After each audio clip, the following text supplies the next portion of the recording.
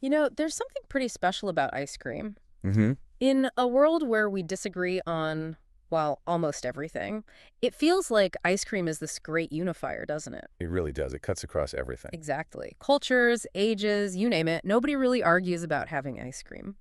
So today, we're doing a deep dive into something that's delightful, yes, but also surprisingly historic, the frosty tale of ice cream. And we're pulling our insights from a really interesting article. It's called The History of Ice Cream, A Scoop Through Time.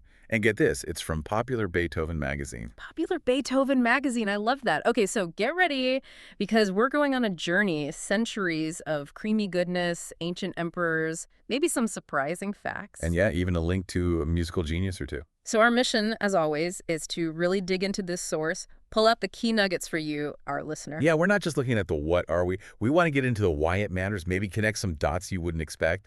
Right. By the end of this, you'll be genuinely well informed on, well, something you probably thought was just a simple dessert. Prepare to be surprised. Yeah. Its history is much richer than you might think. Okay, let's dive in. Picture this. Ancient China. We're talking 200 BC. What pops into your head? Philosophers, the Great Wall, Yeah, silk maybe? exactly. Probably not ice cream, right? Definitely not ice cream. And yet, according to this article, that's kind of where the story, or at least the pre-story, of frozen desserts really starts to take shape. It's pretty amazing when you think about it. The Chinese were, well, pioneers. They looked at snow and ice, not just as, weather, but as an ingredient. An ingredient? How? The article explains they'd gather snow and ice, often from mountains, and store it, like, deep underground to keep it frozen. And this is the clever part. They'd mix it with things like fruit juice, honey, Oh, okay. even wine, creating these refreshing treats. Really fancy stuff, fit for emperors.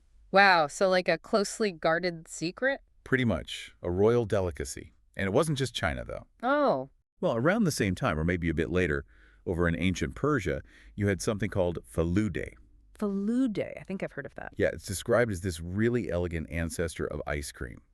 Not just crushed ice, but made with rose water, fine noodles like vermicelli, and a bit of sweetness. That sounds incredible. Sophisticated. Totally. These weren't just simple snow cones. They were symbols of ingenuity, of status, people trying to beat the heat in delicious ways. And actually, the Romans were doing similar things too. Oh, yeah. Like? Emperor Nero, famously.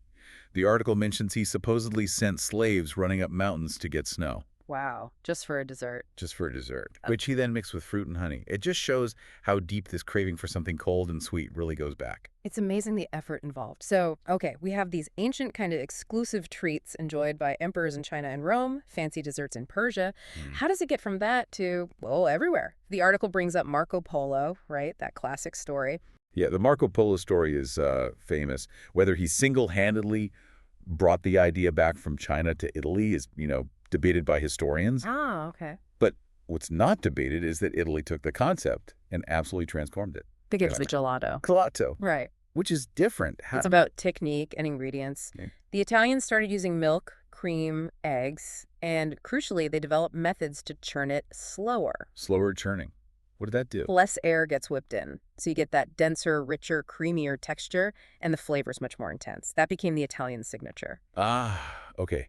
A real step up in technique. More decadent. Definitely. And from Italy, this refined dessert started traveling. Its next big stop, France. France. Makes sense. The article points to Catherine de' Medici. When she married King Henry II back in 1533, she brought her Italian chefs with her. Smart move. A very smart move. And those chefs introduced ice cream, or maybe early gelato, to the French court. And suddenly it wasn't just food anymore. It was like fashion. Fashionable food, so still very exclusive, high society stuff. Not exactly something you'd grab on the street. Oh, absolutely not. Still very much an elite thing. And in England, it got even more exclusive for a while. King Charles of Rest apparently had a French chef who made ice cream just for him. Just for the king. Yep, a total royal secret. The article says the recipe only leaked out after Charles, well, lost his head in 1649. Lost his head, literally. Literally. So his execution kind of, ironically, helped spread the ice cream recipe. Huh. What a way for a recipe to go public. Right. And from Britain, it eventually made its way across the Atlantic to America. Yeah. Big names there got into it. George Washington, Thomas Jefferson. Really? Yeah. He was apparently a huge fan. He even wrote down his own detailed recipe for vanilla ice cream. It still exists. No way. That's amazing. So it shows how once it broke out of that royal circle, people really wanted it. Exactly. It spread surprisingly fast once the lid was off, so to speak, finding fans everywhere. Okay, so it conquered royalty, the aristocracy, even founding fathers. But how did it make the leap to becoming, a treat for everyone? It feels like it exploded relatively quickly to become this global thing we know today. That's really the modern part of the story, and yet technology was the key driver there. Technology, like what? Well, first was the invention of the hand-cranked freezer in the mid-1800s. That brought ice cream making into people's homes, which was huge. Right, I remember seeing pictures of those. But the real revolution came later, late 19th, early 20th century, with commercial refrigeration and industrial production methods. Factories. Exactly. Factories could suddenly churn out massive amounts.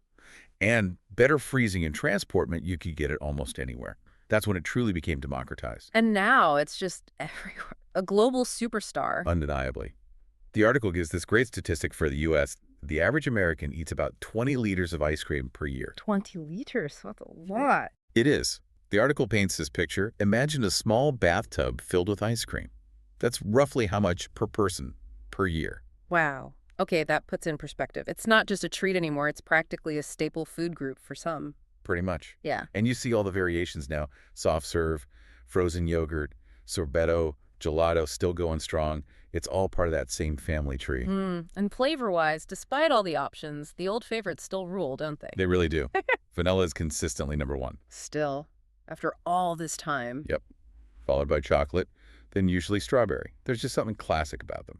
There's always a but. The article mentions the wilder side, too. Oh, absolutely. For the adventurous eaters out there, the sky's the limit today. The article throws out examples like bacon ice cream, Bacon. garlic, even lobster ice cream. Lobster ice cream. Who is eating that? Someone, apparently. It speaks to this constant desire to innovate, to push boundaries. And it's not entirely new, this inventive spirit. Think about the ice cream cone. Oh, yeah, the World's Fair story? Exactly. 1904, St. Louis World's Fair.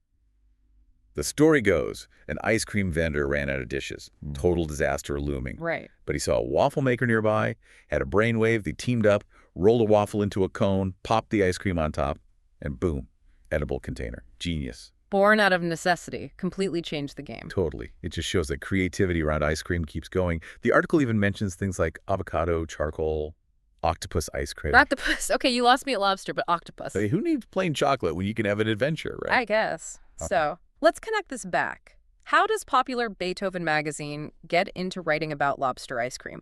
What's the link here, especially with Beethoven himself? Seems like a bit of a jump. It does seem random at first glance, but that's what makes the article so interesting. It draws this really specific connection. Okay, so Beethoven, born 1770, died 1827. Crucially, he lived in Vienna for a big chunk of his adult life, from 1790 onwards. All right, Vienna, the musical capital. Exactly. And here's the thing. Ice cream was becoming seriously popular in Vienna during that exact period. Huh? It was moving beyond just the royal courts and becoming a fashionable treat in the city's cafes and confectionaries. So, Beethoven could have actually eaten ice cream. Not just could have, it's highly probable. Given its rising popularity and his life right there in Vienna, a city embracing new trends. Oh. Yeah. It's very likely he encountered it, maybe even enjoyed it regularly. Wow. That kind of, it humanizes him. You picture him composing these epic symphonies. Yeah, maybe taking a break from wrestling with the Ode to Joy. And grabbing a scoop of ice cream. It puts him right there in the everyday life of his time. It does. It shows that these historical giants weren't just, marble statues. They lived in the real world with its trends, its foods, its little pleasures. Ice cream being one of the up-and-coming ones in his Vienna. But, okay, playing devil's advocate, maybe he just didn't like it. Composers can be picky. True. Yeah. They can be quite particular. So, if Beethoven wasn't an ice cream fan, what else would have been around for him to cool off with? What were the other sweet options in Vienna then? That's a good question. Yeah. The article mentions other popular summer sweets of that era in Vienna. If not ice cream, he definitely would have had access to things like fruit tarts, Okay. sorbets, which were probably closer to those really ancient fruit and snow mixes, Yeah. and various chilled custards. Lots of cool sweet options. So even if he skipped the ice cream, he wasn't missing out on dessert. You can picture him maybe having a sorbet after a particularly stressful rehearsal. Exactly.